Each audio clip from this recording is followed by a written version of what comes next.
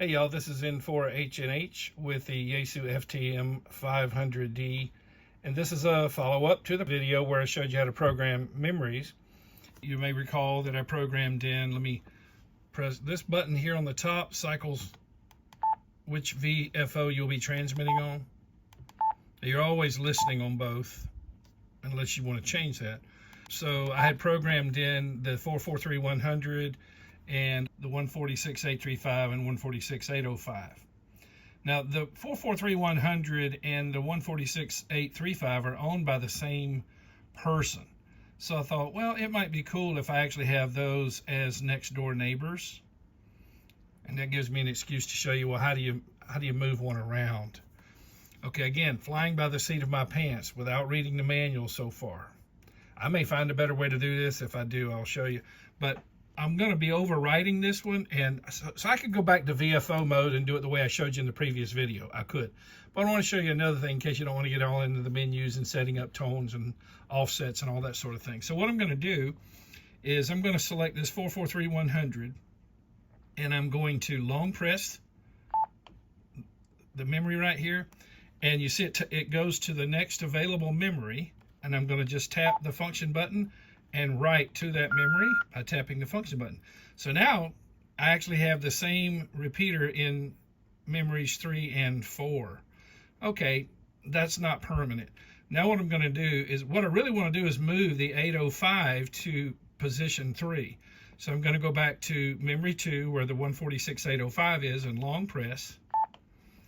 And then see, it wants to go into 005, but no, I'm going to move it to memory 3, tap, and in this case, I want to select write, and it's going to ask me overwrite. Click OK. Now let's take a look at what we have. We have 805 in memory 3. Now I want 443-100 to be in memory slot 2, so I'm going to go to 443-100, which is in that temporary holding place of memory 4.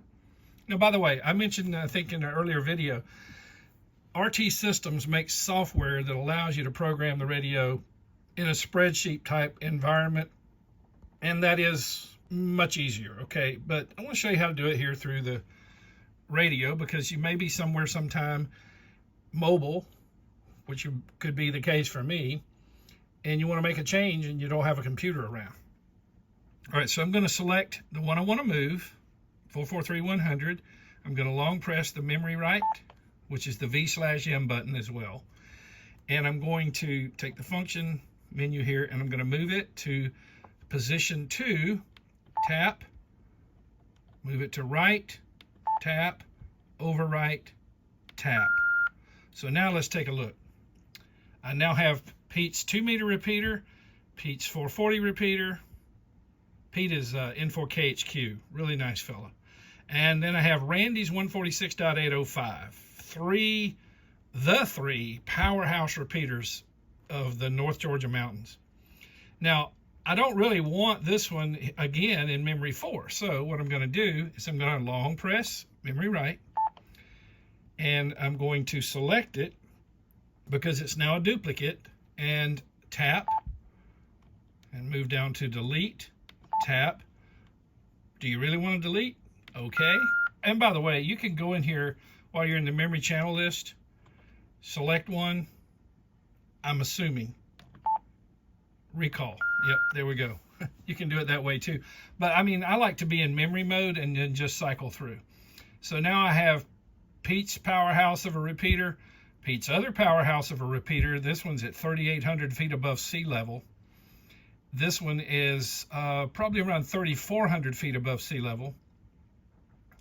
And then this one's at 3,300 feet above sea level. Now, of course, you can see here, Doug, do you really want to monitor the same repeater on both VFOs? No.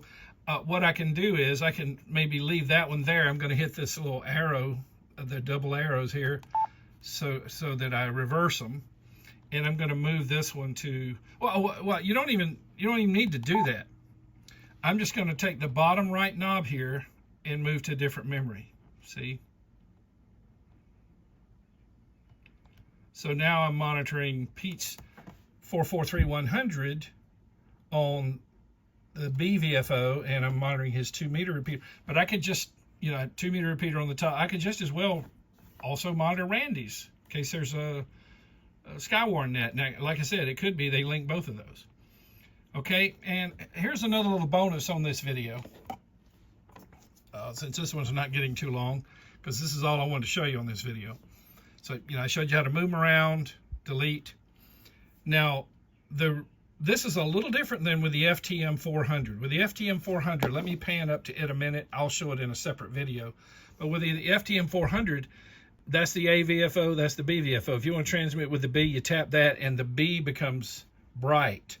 If you want to go back to the A, you tap this button, and it goes back to where the A is bright. This one doesn't work like that. Let me show you. On the microphone, as is out of the box, this P1 button right here allows you to transmit on VFO B. This button allows you to transmit on whichever VFO, and let me go back down to the radio here. So the normal push to talk switch transmits on whatever's in the top VFO. That's the way it always works. So if you want to use this button to transmit on 443-100, you tap the double arrows, and now you will be able to transmit on 443-100. You will still receive 146835 down here. Now I'm going to go back and say, well, I always monitor Pete in the top, Pete's 2 meter in the top, and Pete's 440 in the bottom. Somebody jumps on the 440 and I want to quickly go back to him without reaching down to the radio. All I have to do is press the P1. Yeah, it'll transmit. So I'm going to do that right quick, and then I'll ID because I'm transmitting on Pete's repeater. N4H&H testing. I'll be shooting a future video also about the AESS system in this. If you've got an FT710, AESS, you know what I mean there. This radio has it. There's a speaker here in the radio and a speaker in the control head. They're not separated right now, but they could be.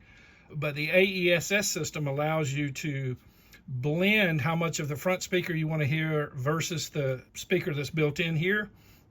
This is the bigger speaker. Typically, you'd want to put, and you can equalize it to where you have the lower frequencies coming out of that speaker and the higher frequencies and mid frequencies maybe in the front speaker. I'll do a separate video on how to set all that up, but I wanted to give a quick honorable mention about that. That's a new feature in this that the FTM-500 does not have. And what made me think of that is this P1 button. That's also a feature in this FTM-500 that the 400 does not have. Both have their great points. This is a smaller display, to me more suitable for mobile, whereas the 400 over there, larger display. And as you can see, I'm using it as a base station. Thank you, K5WAN, for sending me that. And again, thank you, W5GI, Jonathan, for sending the FTM-500. As you guys know, since I don't align myself with a radio company, I don't want to be bridled and told what I can and can't say, because if I run across a bug, I'm going to let you guys know. If I run across something I think's really bad, I'm going to let you know. So I try to point out the strengths and the weaknesses. But in order for me to do that, I don't get any funding, any loaners or anything. So I depend upon viewers' support to be able to shoot series on a radio like this. So Wendell, K5WAN, sent the 400, and Jonathan, W5GI, sent the 500 here. All right, hey, thanks for watching videos on my channel. Please hang around for a half a minute. I need to acknowledge these Patreon team long haulers. Without them, you wouldn't have watched this video or hundreds of others. I'm up to over 700 videos. A good many of those are only for Patreon members to view, but there are still hundreds available to the public. The Patreon team members make all of them possible, including the public ones. So I get a lot of thank yous, and I try to tell people, don't thank me, thank these Patreon team members. I can't afford to do this. I'm not independently wealthy. So I have people who make monthly donations and yearly donations. The ones who pay it yearly get additional perks. So please hang around for a half a minute or so I can acknowledge 5 of those Patreon team long haulers who helped bring this video and many others to you. 73 from N4H&H.